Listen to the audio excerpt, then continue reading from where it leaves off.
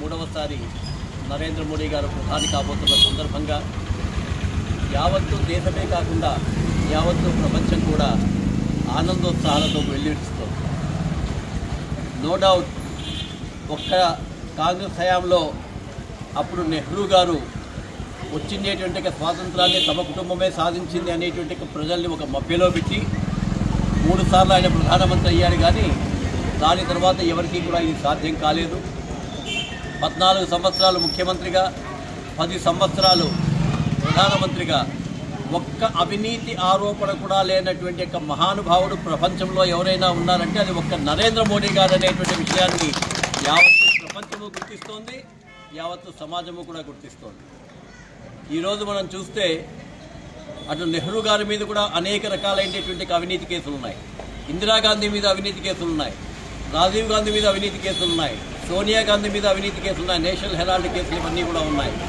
ఒక్క నరేంద్ర మోడీ గారి మీద మాత్రమే అవినీతి అనేటువంటి ఒక పదానికి కూడా అర్థం తెలియనటువంటి ఏమాత్రం కూడా కేసులు లేనటువంటి ఒక మహనీయుడు, యావత్తు ప్రపంచంలో భారతదేశాన్ని జగద్గురువుగా తీసుకువెళ్ళేటువంటి ఒక మహానాయకుడు శ్రీ నరేంద్ర మోడీ గారు మూడవసారి ప్రధానమంత్రి కావడం మనం అందరం స్వాగతించాల్సినటువంటి అవసరం ఉంది.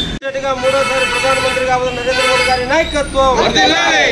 ఈరోజు భారతదేశమే కాకుండా ప్రపంచ దేశాల్లో చాలా దేశాల్లో మూడోసారి నరేంద్ర మోడీ గారు ప్రధానమంత్రి కాబోతున్నారని చెప్పేసి సంబరాలు అంబరాలు అంటే విధంగా ఈరోజు పండుగ చేసుకుంటున్నారు. కాబట్టి భారత ప్రధాని నరేంద్ర మోడీ గారు 10 సంవత్సరాలలో ఎక్కడ కూడా అవినీతి లేకోకుండా పేద ప్రజలకు ఏ కావాలో సబ్కా సాత్ సబ్కా విశ్వాస్ ప్రతి ఒక్కరు కూడా పేద అంత్యోదయ అంటే అట్టడుగున్నటువంటి వాళ్ళు కూడా అన్ని విధాలుగా బాగుపడాలి, బాగుండాలి, సంతోషంగా ఉండాలని చెప్పేసి ఆయన యొక్క పరిపాలన నచ్చి మెచ్చి మూడోసారి కూడా ప్రధానమంత్రి కావాలని చెప్పేసి భారతదేశంలో ప్రజలందరూ కూడా అతనికి మెజార్టీతో గెలిపించడం జరిగింది. మనం చూసాం మూడోసారి ప్రధానమంత్రికి ఇంత గొప్పగా ప్రజలు మద్దతు ఇచ్చి ఓట్లు ఎందుకు వేశారంటే గతంలో కాంగ్రెస్ను చూసాం. ఆ కాంగ్రెస్ వాళ్ళు పరిపాలించేటప్పుడు బెయిలు తీసుకోవడం, మళ్ళీ జైలుకు పోవడం, అవినీతిలో కూరుకుపోయారు, కుంభకోణంలో కూరుకుపోయారు ప్రజలు. కాబట్టి ప్రధానమంత్రి ఈ దేశానికి రక్షను శ్రీరామ రక్ష అని చెప్పేసి మళ్ళా కూడా మూడోసారి ప్రధానమంత్రి గెలిపించడం. ఈరోజు ఎన్డీఏ కూటమి అభ్యర్థులంతా కలిసి మళ్ళీ కూడా ఈ దేశం సురక్షితంగా ఉండాలంటే, ప్రపంచ దేశాల్లో మంచి పేరు రావాలంటే నరేంద్ర మోడీ గారు మూడోసారి మీరే ప్రధానమంత్రిగా ఉండాలని ఈరోజు నిర్ణయించడం చాలా మంచి శుభదినం అని చెప్పేసి తెలియజేసుకుంటూ, అదేవిధంగా చీడ పురుగులు ఎవరైతే ఉన్నారో ఈ రాష్ట్రంలో రాజకీయ నాయకులు చాలామంది ఈ రాష్ట్రంలో ఇంకో రాష్ట్రంలో వాళ్ళందరినీ కూడా గాడిని పెట్టడానికి కూడా మన నరేంద్ర మోడీ గారు ఎంతో కృషి చేసి వాళ్ళ అవినీతిని అడ్డకట్టేయడం జరిగింది. కొంతమంది కొన్ని ప్రాంతీయ పార్టీ నాయకులు ఇప్పుడు జైల్లో ఉన్నారు.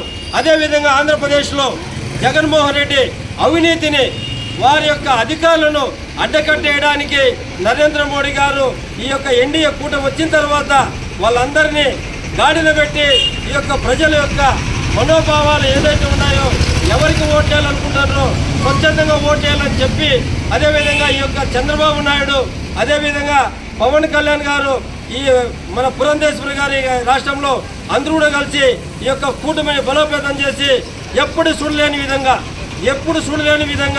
160 సీట్ల పైన ఈ యొక్క ఎన్డీఏ కూటమి ఆంధ్రప్రదేశ్లో రావడం, ఇది యొక్క ప్రధానమంత్రి అదేవిధంగా రాష్ట్ర ప్రజల యొక్క ఎన్డీఏ కూటమి అభ్యర్థులు అందరి యొక్క ఘనత అని చెప్పేసి కోరుకుంటూ నాకు ఈ అవకాశం మీకు అందరికీ కూడా ధన్యవాదాలు. జై హింద్, జై భారత్ మాత.